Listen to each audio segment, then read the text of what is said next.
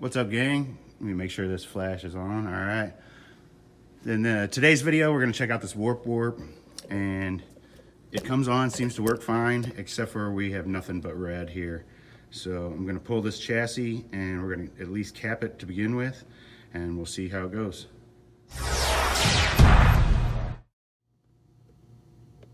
All right, I got the monitor pulled here, and this chassis is a Gardner 4600, and you can tell because the easiest way to tell is this bar that goes across here and holds in these two daughter cards. One good tip with these is always reflow this chassis if you pull it, especially these header pins where these cards come out. Let me show real fast.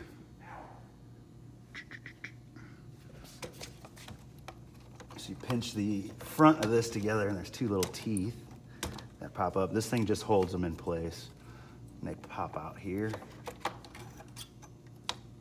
And so these pins here on the back, you want to reflow, and then the ones on the bottom here on the underneath side of the chassis, you want to reflow those. That's kind of like a precautionary measure, just from pushing these in and out. Usually it breaks the solder. It's a weak point in the design anyway. This one, on the other hand, I don't think has ever been taken out. So I don't think I'm gonna have that problem, but I am gonna do that. Another side note is the flyback is mounted to the frame, and the width coil is also mounted to the frame. I just cut the wires on this one because I was in a hurry, but usually you can pinch. Oh, it looks like it's already broken off of there. But usually you can pinch these little side pieces and the whole thing will pop out of there. So I'll have to address that later. But first I'm gonna start off by pulling off these little daughter cards. I'm gonna clean them up, and there's only 5 or 6 caps on each one.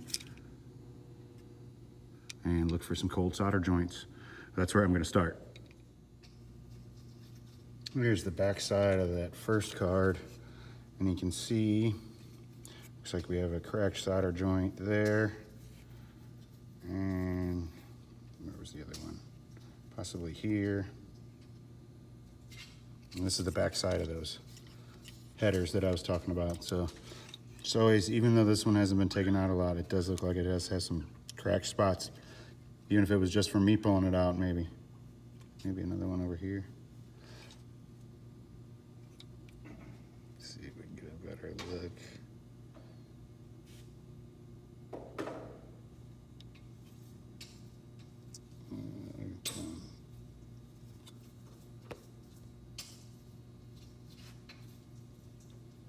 I don't know, it's hard to tell. But I'm gonna reflow it anyway.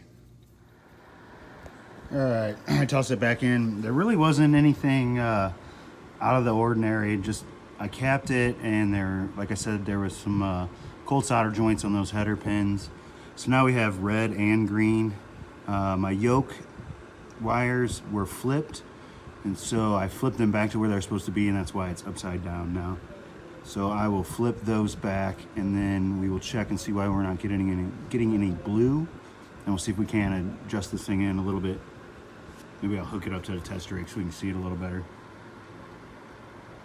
But definitely progress. I can actually see it. I also cleaned it though. That probably was a lot of the problem. All right, we'll be right back. Let's check on Steve.